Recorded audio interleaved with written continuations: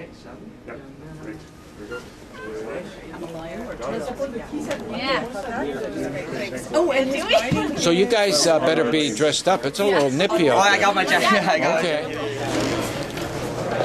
The photographers, the media is all busy. We're coming out right now. If you're looking at the front, at the middle building, you can see us all emptying out. Where's the truck parked, Terry? Hey, Ben. We're here to make a difference. Yo. Immaculata making a difference. We could pair. It's true. So,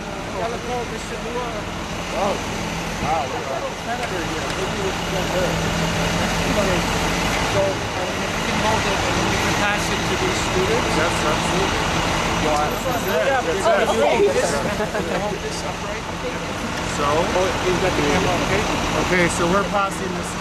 This is something that is not only symbolic as us passing, it's also very clear indicator to you and what you're striving for. And that is to, this is not just about organ donation, this is about love and compassion and share the human family. So this absolutely. There you go. There. I have you now. Woo! fiery. Very nice. We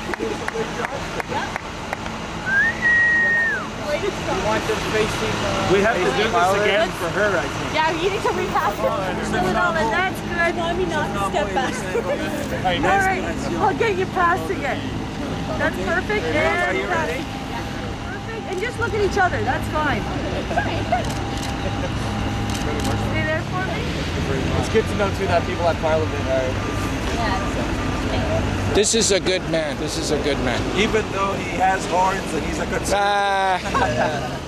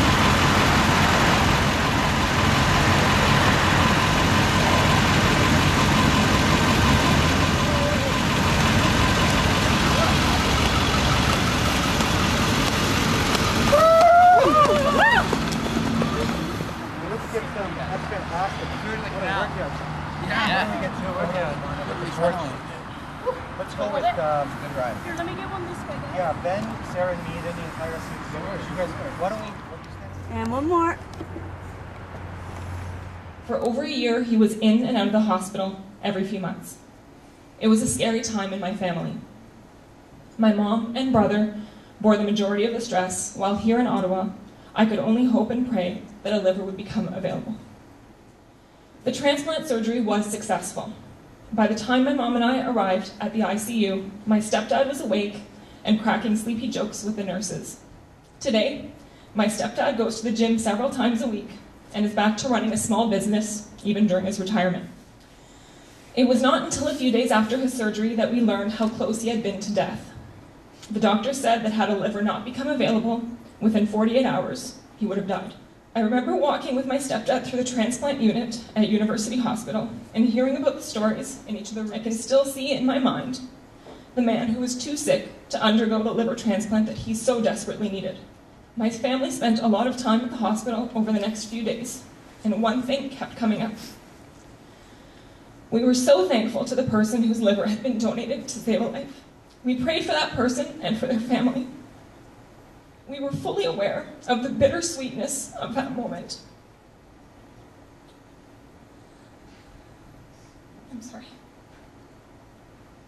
My stepdad was not the only one who was saved by that person's generosity. We were aware of two others who had received a portion of that same liver. Since the time I was 17 and received my driver's license, I had signed and carried with me my organ donor card. When I was 17, I didn't know that in the future, somebody in my life would be forever impacted by the gift of organ donations. Continue to go out to the family of the person who in his or her life, or in his or her death, generously gave the gift of life. Thank you very much, Ms. Borland, for sharing some intimate and very personal details about organ and tissue donation. Do you want to say a few words? Okay, I'm going to speak to you on the opposite end of it. 5 years ago, I received a call on a Saturday that I had to rush home to Newfoundland immediately because my dad wasn't going to make it. I rushed home terrified. By the time I got home, my dad was declared brain dead, but we waited for a week, as they have to do with my dad in the ICU in a coma. At the end of that week, being the oldest child in my family, as my mom had passed on years before the decision of what to do, I talked it over with my younger brother, and we donated all my dad's organs. His heart and his liver, which were both strong, and his one lung, went on to 3 people. My story's a little different, but my dad helped 3 people carry on. So if you're thinking about it, sign the organ donation card. It could impact someone's life.